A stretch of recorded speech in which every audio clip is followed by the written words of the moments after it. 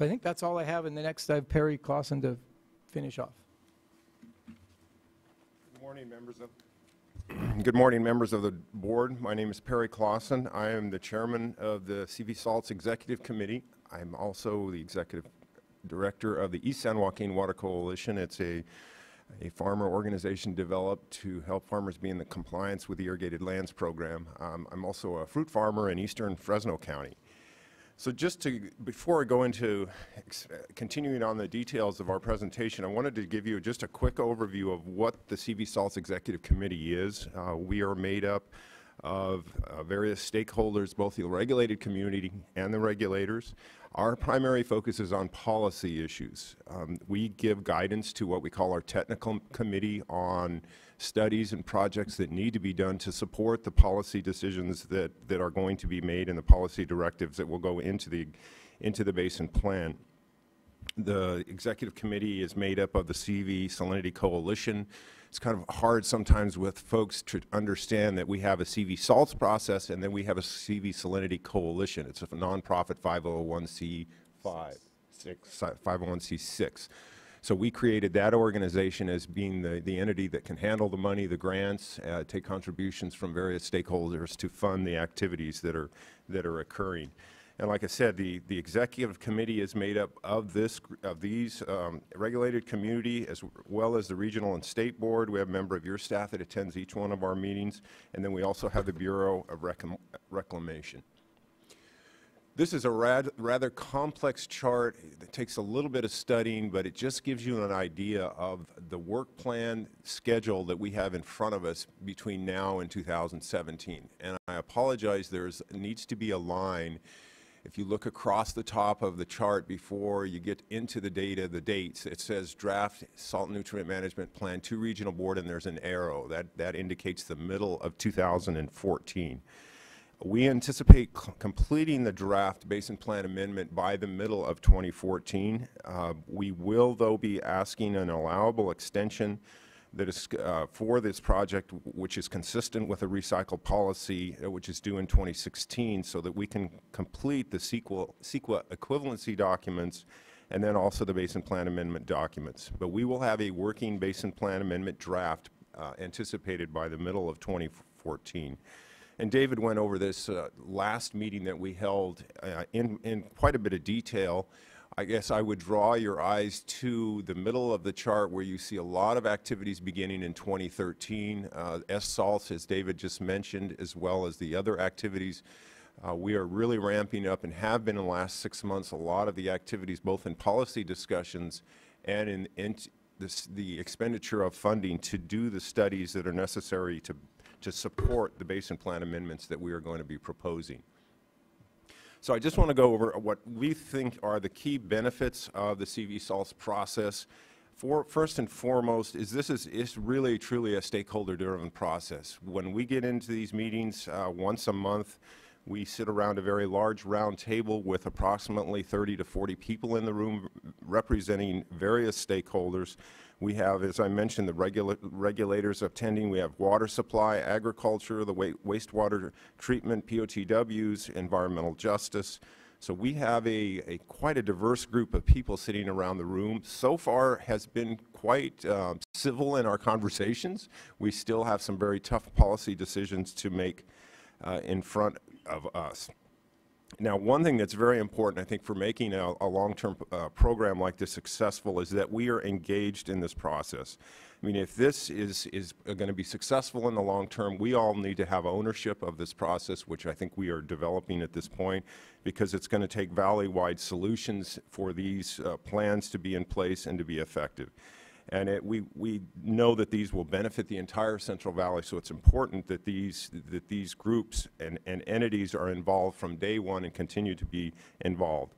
And if you will allow me for a second, and Mr. Hoppin especially, to use a farmer analogy. When we grow peaches in our region, ground preparation is more important almost than the variety that you plant in the field. I mean, you need to rip the soil, we need to break up the hard pan, we need to laser level, we need to compost, apply compost manures, we need to get gypsum, to get the soil pH correct, and then we need an irrigation system that's going to work. I use this analogy because I believe the framework is very important. Our planting is a salt nutrient management plan. If we don't get these policies correct, that is the crop that we plant will have difficulties throughout its production capability. So it's very important for us to get this groundwork set and in place so it's understandable and flexible to these stakeholders who ultimately are going to be the ones responsible. Now, the policy recommendations, David covered some of these already, but they have a very good likelihood of setting precedents in other regions of this state, especially this appropriate application and level of protection for the municipal beneficial use. We also think that there's some refined uses that can come through this. I mean, what we have now is a policy developed 30 years ago, which says groundwater is municipal beneficial use throughout the entire Central Valley. We don't believe that that makes sense, and we are going to come up with guidance to enable us to implement plans based on what the highest and best use of those waters are. The other thing is that this policy, is described as one size fits all. We know now with the development of the Central Valley that simply is not going to work. This is a goal of this process, and it's one that we keep in front of us at all times insofar as our policy recommendations. And then these archetypes, prototypes that Dave mentioned are very important. I mean, we sat through many very in-depth policy meetings, and those of you you all are in your positions because you understand policy, many of us don't.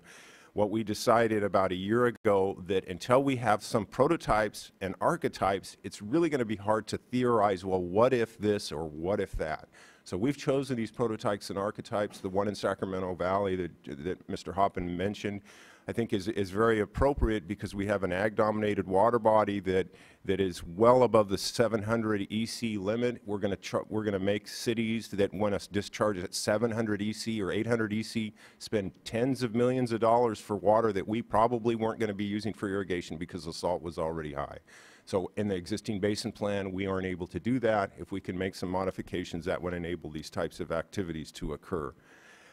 The ag-dominated water bodies are the perched groundwater zones in the Tulare Lake Basin. As you saw one of the slides, they have some innovative practices to try to deal with salts, but they are, again, prohibited with the MUN designation to degrade those groundwaters, even though there's no one ever anticipated ever going to use that as a source of drinking water for any communities.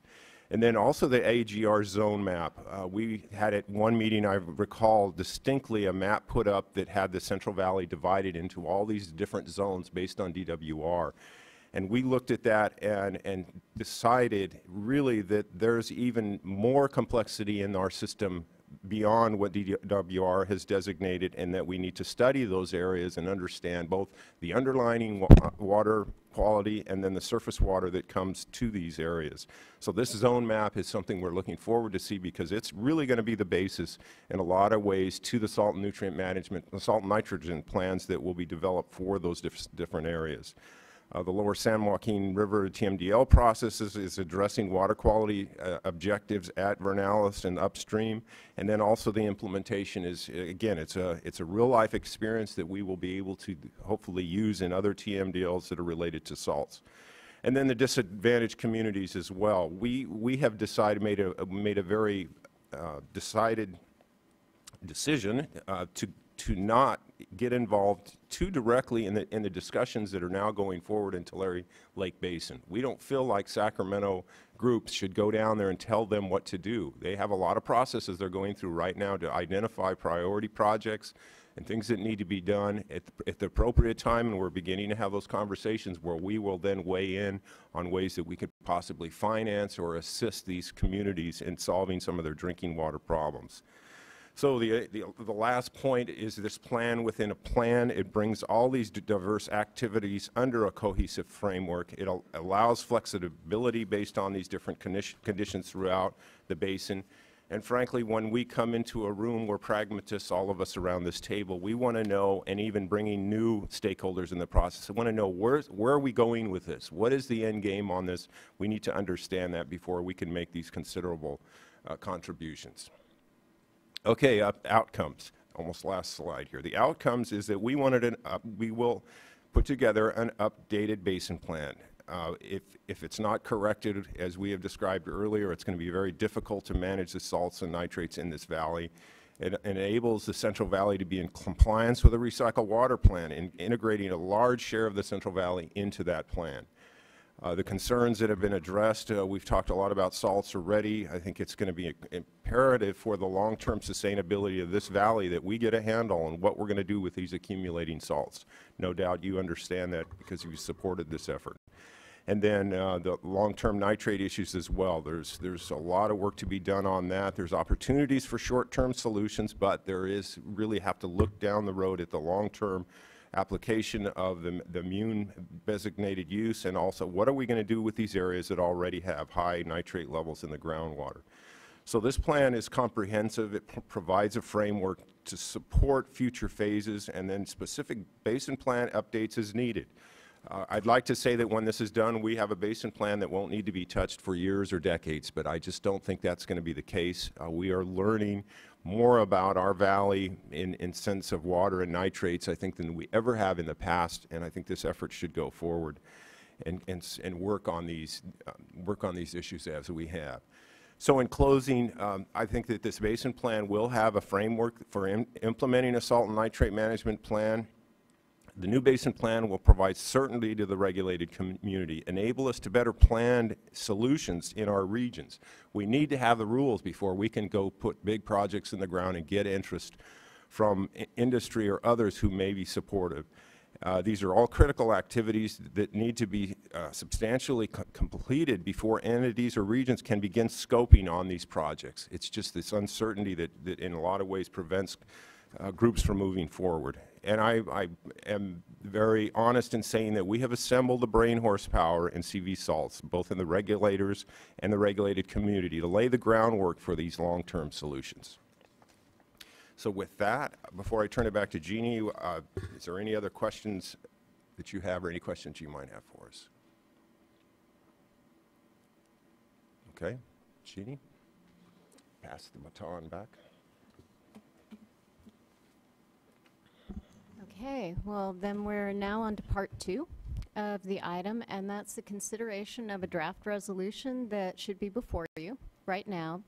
As I stated back in 2010, this board actually approved $3.8 million to work on the project, but there was the caveat that $2 million was released at the time of approval, and $1.8 million would be released to complete the project if adequate progress had been demonstrated to the board.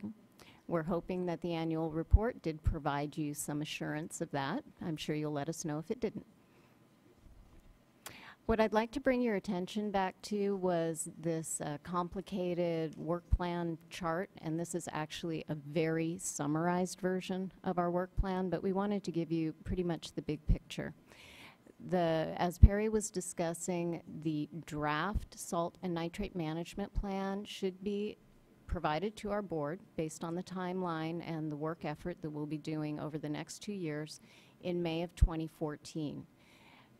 We will be requesting an extension from the Central Valley Water Board that is consistent with the recycled water policy for a 2-year extension that will allow us to fine-tune, especially the implementation alternatives, do a very thorough environmental review of those alternatives, and also the economic review of what the impact may be. What I'd like to point out on this chart are these areas in red, which is the work that is ongoing. It's currently under contract with the existing $2 million in funding, and what you need to see is that they're occurring simultaneously. When Debbie was talking about expenditures, I'm sure that you noticed that there hasn't been much actually invoiced to the cleanup and abatement count. At this point, approximately $1 million of the currently available, I think, 2.8 million or 3 million. But with these ongoing now, the invoices are getting larger very quickly. Whoops. Going into this chart, when we looked at the work plan, there are a number of tasks that to meet these timelines we need to actually initiate in 2013. when we looked at our budget and the tasks and the contracts that we have initiated so far, even though they are cost shared in part and matched in part with stakeholder funding, we do feel we will be running out of money right about mid-2013, and that will cause a problem with continuing with some of the technical studies, specifically the phase 2 of the salt and nitrate management planning. That was that 3-tiered chart, the middle area where we start working very closely in the zones, looking at the source and fate, and actually twisting a few knobs here and there and trying to figure out, well, if we change certain implementation activities, what will really happen to the salt? Are we controlling it? Are we exacerbating a problem in another area? What will be happening? Where are we going to do that? The other piece of the puzzle, it's a little blurry, or my eyes are blurry, is the implementation planning portion, the SSALTS project. I actually know what that means now. It's Strategic Salt Accumulation and Land Transport Studies. This is the process where we're actually trying to physically figure out where is that salt going to go. It's not going to disappear. Where do we put it? How do we treat it? How do we deal with it? What do we do with any residual leftovers?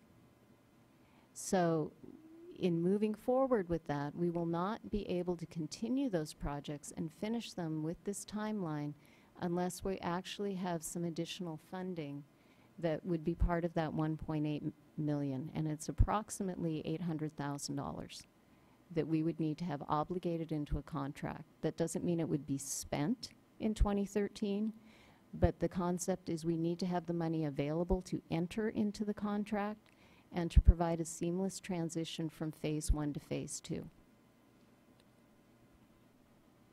Overall, if you look at our anticipated contract obligations based on the current updated work plan, out of the original $2 million, we have a running total. We've spent approximately $1.3 million, or 35% of what's been available to us.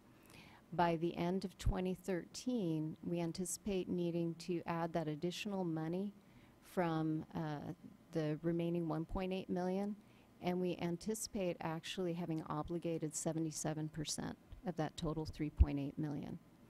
By the end of 2014, all of that money will be obligated. We will also be matching with stakeholder money to continue doing the economic review and the environmental review, so that the entire remaining obligation from cleanup and abatement will actually be obligated to contracts at that point.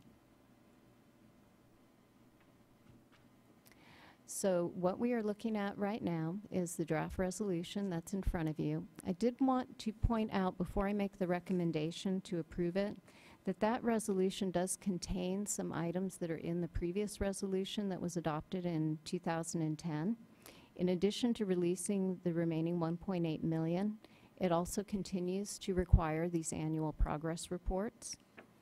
It would disencumber the remaining funding if significant progress was not demonstrated, and it continues to revert any unexpended funds back to the cleanup and abatement account as of June 1st, 2014, unless an extension is authorized by the Division of Financial Assistance. So with that, I would like to provide a staff recommendation to approve the resolution releasing the remaining 1.8 million of cleanup and abatement funding that was originally authorized under the resolution 2010-0042. Thank you, Jeannie. Pamela, do you mind coming up?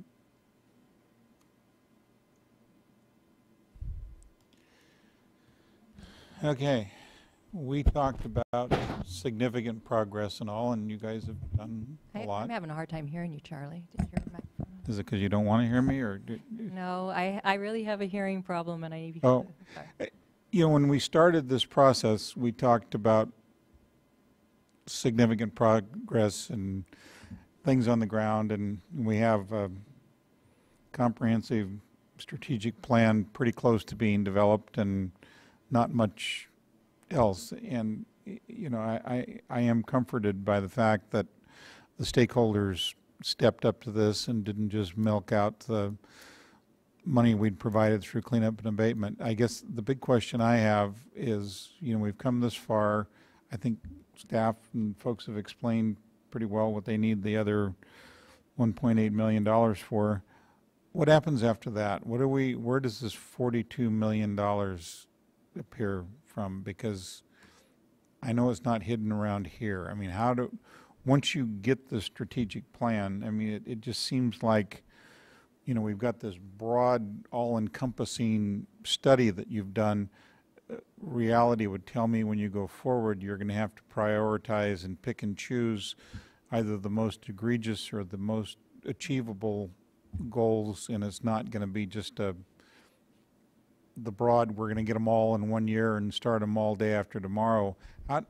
How do you see going forward to actually use all these studies and what have you that we've paid for here and the stakeholders and put it on the ground? How do we do that? Well, in the basin planning effort, and that's a very good question. So I guess I should introduce myself since I'm Pamela Creedon, Executive Officer of the Central Valley Water Board. The whole intent with this basin plan amendment will be, one, we're looking at objectives and uses, but we're also going to be putting together an implementation component, Chapter 4 of our basin plan, which will lay out the steps that will need to be taken. It'll lay out a schedule or requirements around that, and then it becomes a regulation.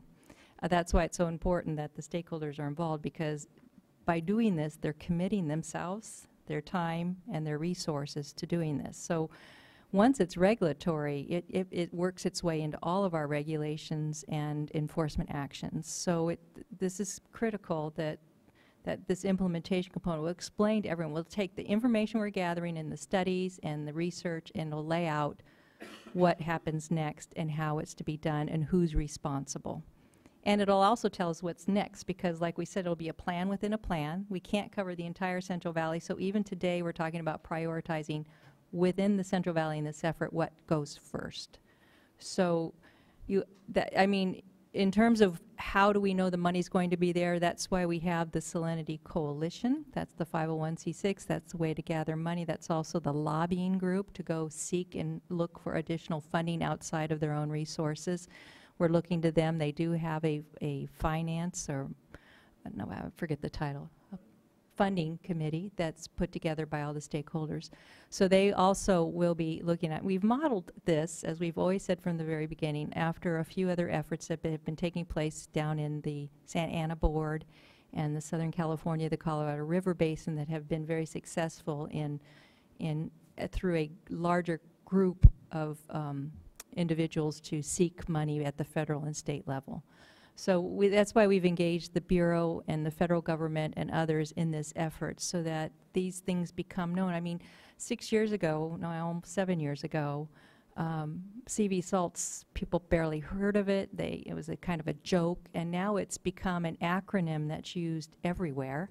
People tend to understand it, and now with our irrigated lands program, that our first order is on Friday for East San Joaquin, more and more becoming aware of the role of CV salts in the future of how we regulate these ag and dairies and others, that suddenly there's a big interest in seeing the importance of their participation. So the effort has really grown, but we'll have many more people coming to the party to help us develop this program.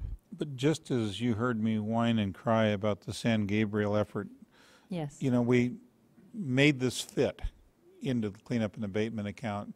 Are you telling me that when we complete this last stage, if we're able to do that, of our commitment, that the umbilical cord with the cleanup and abatement fund will be severed? I have made it very clear to all the stakeholders that this was seed money.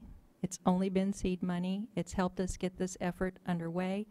That we probably cannot come back, will not come back to the state board seeking more funding, and that this has got to, that they hear it all the time about the need for coming forward. They have, I mean, as illustrated in they have come forward with in-kind services, monies and support for this, and they realize for us to continue that, I mean, this money, I've made it clear, this money needs to fund our CEQA and the elements that are absolutely mandatory for us to have in order for us to have a basin plan amendment at the end of the day.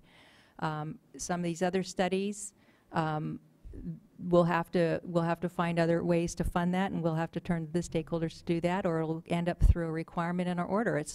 I've told them quite clearly, whether it's funded up front or it's funded through the implementation, it's going to be hitting their pocketbooks and resources somewhere in dealing with salts and nitrates. And I think this group did a very good job, and it's clear to us, I want to make it really clear to this board, the implementation component. We've talked a lot about uses and objectives.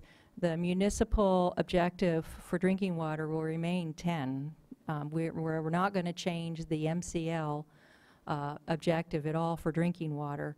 There's some discussions on whether the MUN applies, the use applies, but the objective will remain for drinking water, and we will not bring anything to my board that does not address the impaired and polluted areas of our valley and how we will move forward to address those in the implementation plan.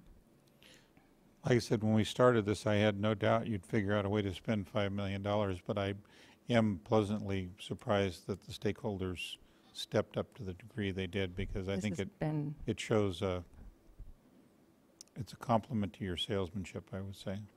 It's actually a compliment to staff and the board and the support you guys have provided us all along, so I really appreciate it, and I hope you will continue to support us, at least for the $1.8 million. Thank you. I just wanted to add on to what Charlie just said, because the cleanup and abatement clearly is not for planning, and it's not. We have used it for planning, and lots of people have come to us for planning money, and planning is not what the cleanup and abatement account is for. But this, I make a kind of a mental carve out for CV salts, because I do think that there are a lot of cleanup and abatement areas within the Central Valley that need to be addressed and will need to be addressed into the future, not just by us, but by many other sources of funding. And I want to make sure that whenever we spend a penny in the future, we're spending it on something that really is a high priority, that has been thought through, and that we really have targets. And that was one of the things that came out of the Region 8 predecessor to what you're doing with CV salts.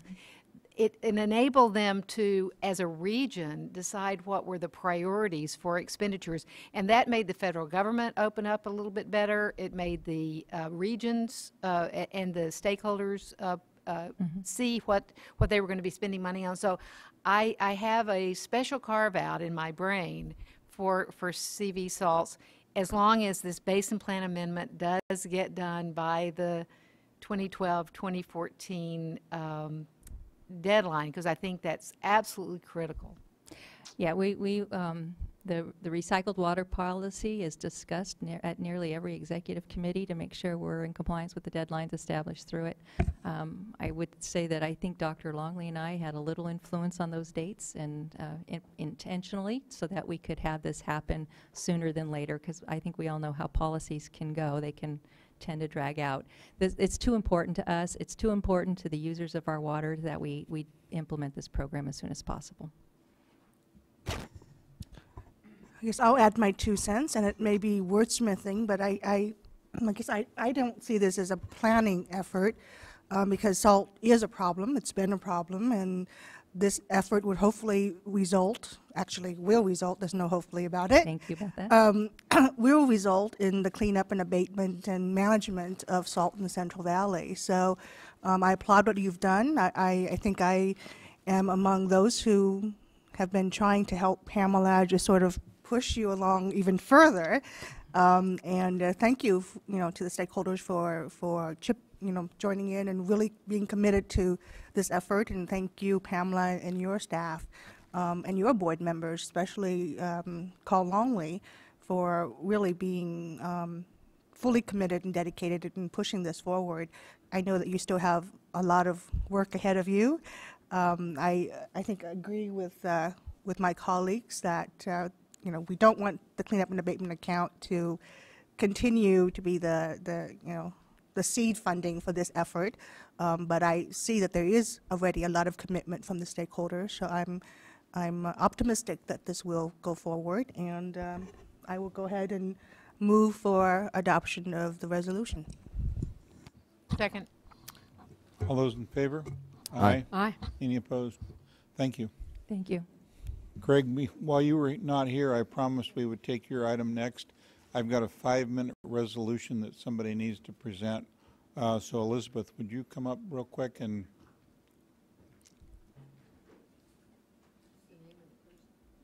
Elizabeth Allen?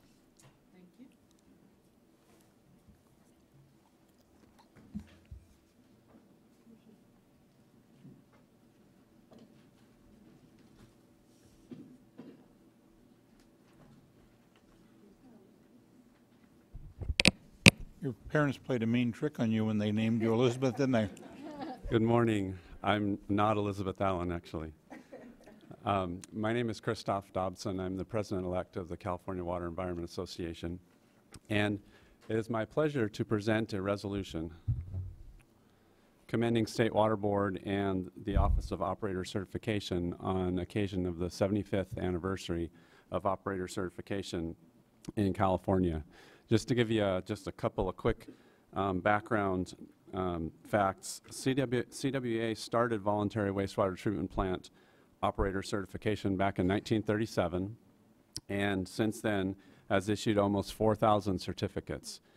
In 1974, the program became mandatory, and that's when it transitioned to the State Water Board, and Office of Operator Certification has been managing it since that time. So between our two organizations, we've played a key role in helping thousands of wastewater treatment plant operators protect public health and California's water environment. So I'm going to just read real quickly off the resolution a couple of the key points.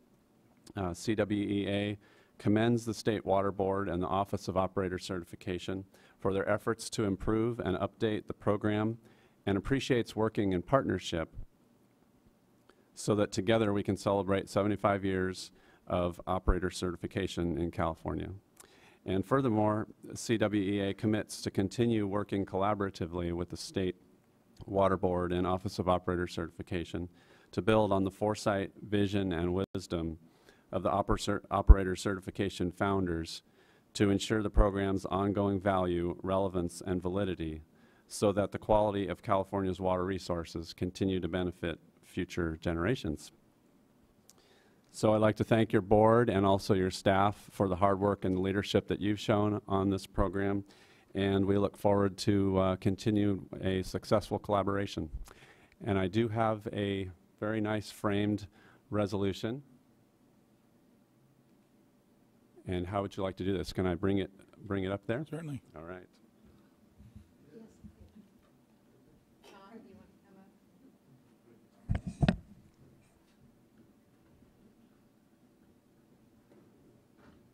As long as that's not worth more than $5, we can accept that.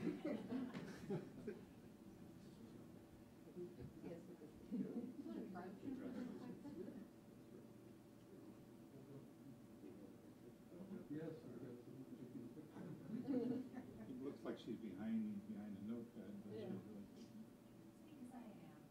really...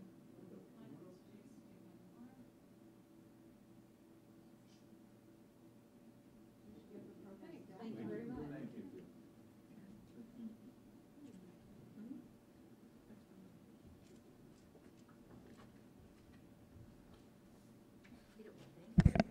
Mr. Wilson, or excuse me, Mr. Howard, I guess in formality we should have you introduce item number 7. Or excuse me, item number 10. The Delta Water Master is going to do a report on Term 91. Craig?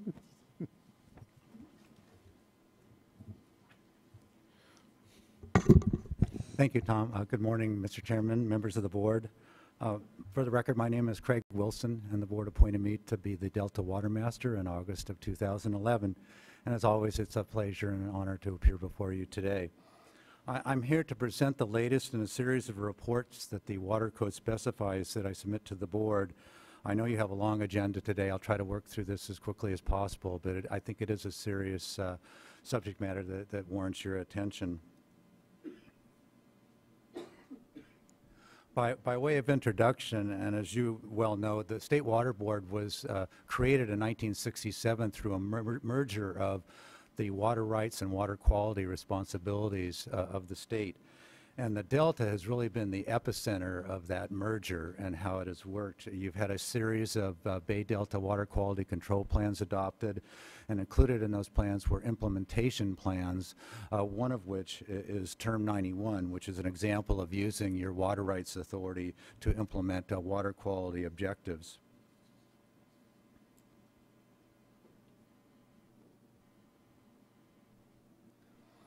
That gets us to the stored water bypass issue, which is the subject matter of this report. And as the first bullet states, every water right holder in the state has a right to use water, but that right does not extend to previously stored water and water imported by another water right holder upstream. Such water has already been appropriated and is not considered natural or abandoned flow. This is a general principle that applies to all water right holders, and I've cited some water code sections and also some court cases, and included in my report is also a couple of additional court cases, the Phelps case and the El Dorado irrigation case, which all support this general principle that stored water bypasses are not subject to use by people downstream. It's not considered natural flow. There are a couple of key water right principles that are relevant to the stored water bypass issue. Basically, when stored water is released from storage, it's commingled with natural flow, so you really need to distinguish between natural flow, abandoned flow, and stored water. And when there is natural flow, the rules of priority of water rights apply, and I've gone through those here in the slide. I won't really repeat them. Another key principle that's implicated by the subject matter are the area of origin statutes. And again, you distinguish between natural flows and stored flows. And the area of origin statutes basically give priority, kind of change the priorities as necessary regarding the use of natural flow. And the second bullet, I have to amend slightly. It should read, regarding stored water, area of origin diverters may have priority over diverters if they pay. That's kind of an unsettled issue. I know it's subject to some litigation. So there are some protections for area of origin people, both in abandoned flow and then may also be for stored water project water as well. And on to the projects itself, which leads you to Term 91. As you know, there are two major water projects in the state Water Rot Project and the Federal Central Valley Water Project. And both projects have major water facilities that store water in the spring and in the winter months, and then release it in the spring to transport it to satisfy downstream needs.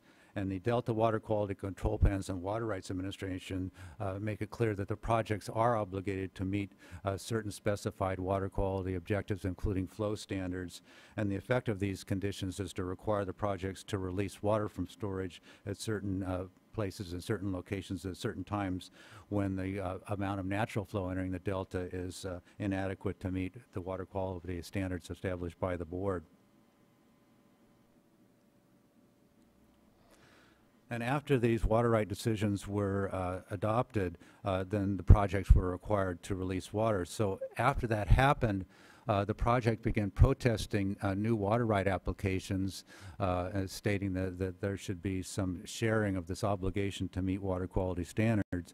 And Term 91 was really developed as a means to resolve these protests.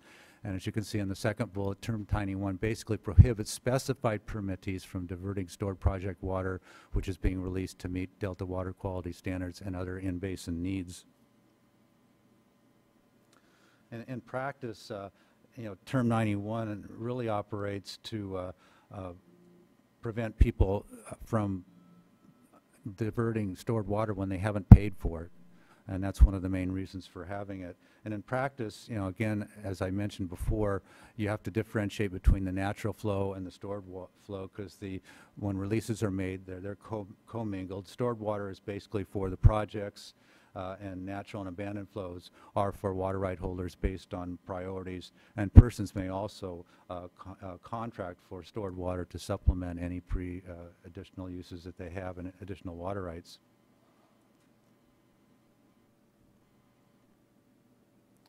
So again, getting into the specifics of Term 91, named permittees, and it's basically permittees post-1965, which are junior to the water right priorities of the projects, cannot divert project water when two conditions are present: when natural flows entering the delta are insufficient to meet water quality standards, and the projects are releasing what is called supplemental water to meet the standards. And supplemental water is basically water over the export needs plus the carriage water, getting the water to the delta.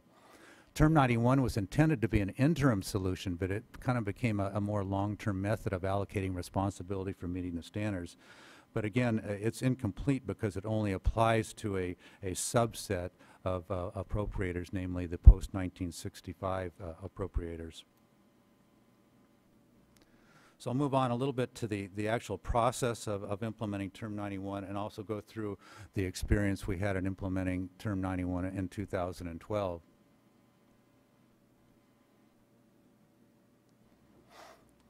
Some 120 permittees have Term 91 in their water rights, and the process basically works when the projects notify the board as to when stored water is being released to meet standard. And again, that timing depends on the type of weather year. The earlier in the year it's invoked, it's usually been a wetter year, and more permittees are, more of these 120 permittees are subject to it, and they may have to curtail diversions for a longer period of time.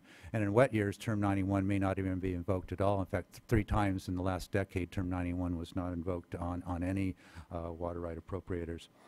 So when the projects notify the board issues notices of curtailment to the affected appropriators, and then the permittees or licensees file Term 91 compliance certificates, certifications basically indicating that they stopped their diversions, or they had an alternative source, or there was no continuity between their source and the delta.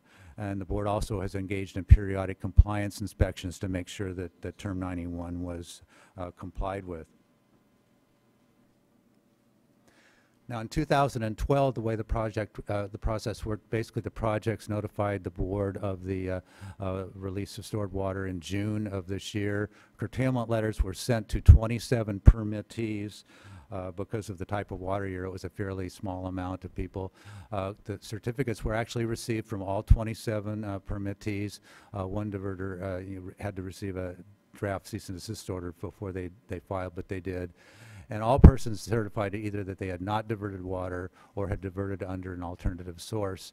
Our office did go out and conduct some limited compliance checks where photographs and other information led us to believe that there could be issues, and in every case we were able to satisfy ourselves either that the diversion was being used for a non Term 91 property or an alternative source of water is being used, so no violations were found based on our limited checks.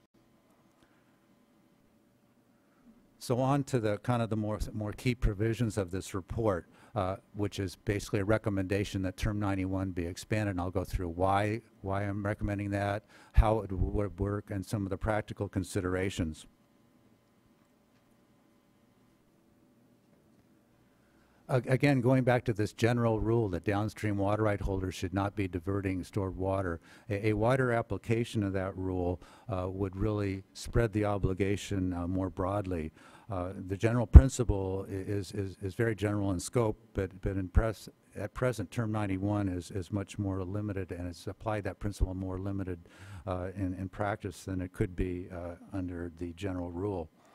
You know, a wider application will spread the obligation. As I indicated, about 120 permittees and licensees are subject to Term 91. The face value of those permittees, it's about 1.5 million acre feet in the Sacramento River, 1.7 million acre feet San Joaquin, and 17,000 acre feet in the Delta. The actual curtailment amounts, I went and looked at that for a May to August curtailment year, about 30,000 acre feet in the Sacramento River, 60,000 acre feet in San Joaquin, and some 7,000 acre feet in the Delta. So for the 120 permittees, you're not talking about, I mean, you're talking about a fair amount of water, but not real significant amount, and that's why the expansion of the term could be important in certain dry years. And by requiring a broader group of diverters to help achieve the standards, it increases the likelihood that they will be met. And so for the delta, the expansion would increase the likelihood that water coming into the delta would be adequate to protect beneficial uses. Craig? Yes. Did you do any analysis in terms of what that increase might be? There was a fairly detailed process back in 1995 when there was something called Phase 8 of that's when, in 1995, when the Delta Water Quality Control Plan was adopted and the implementation efforts were analyzed.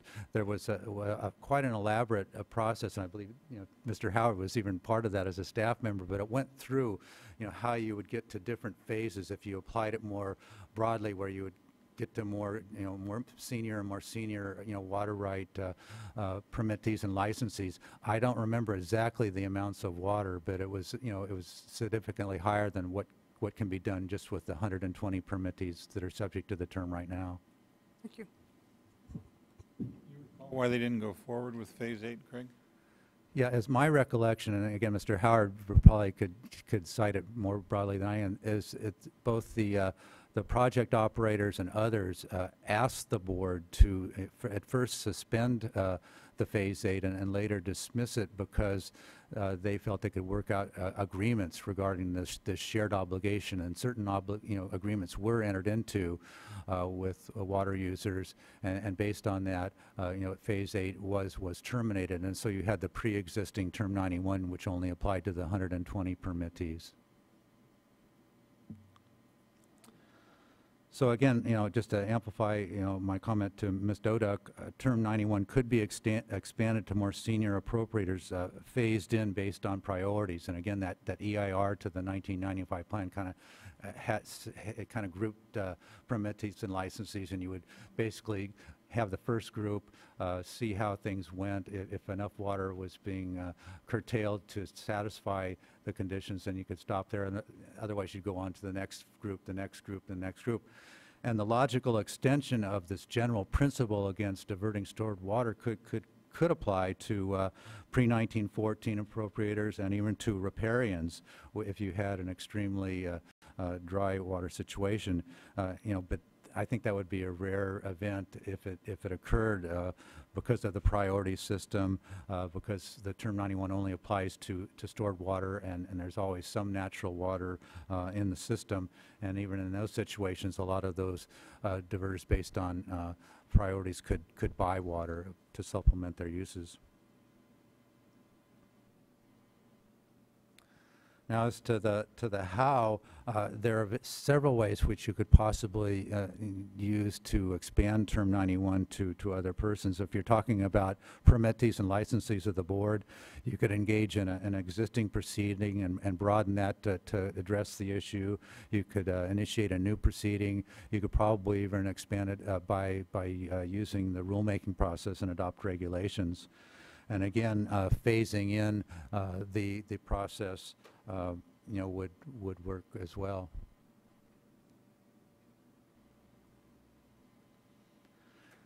And again, as I mentioned, this Phase 8 went through kind of the practical ways to do these things. And when you get to riparians, again, only when necessary. You'd probably do it by some sort of a letter notification. And when you get to this natural flow issue, particularly in the Delta, I think there's a pretty good argument to be made in the Delta. There's always a fair amount of natural flow based on the amounts of water flowing into the Delta based on the tidal forces coming in. And so in most cases, I think at least riparians in the Delta could make a pretty good case that there's natural flow that they could substitute for any stored water bypass requirements.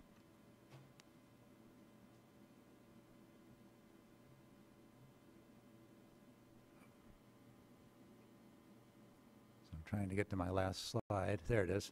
And so again, just to wrap up, my recommendations would basically be just to continue to monitor and improve improve on the enforcement of the existing Term 91, and my office did play a more active role in this year, and it went pretty well, and people, you know, complied with the requirement.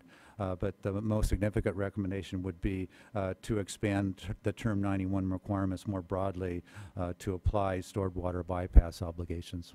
And so with that, I'll close unless you have any questions. Any questions of Craig for now? We have some speakers that would love to speak. Mr. Nomalini, we going to apply Term 91 to the Delta Pool?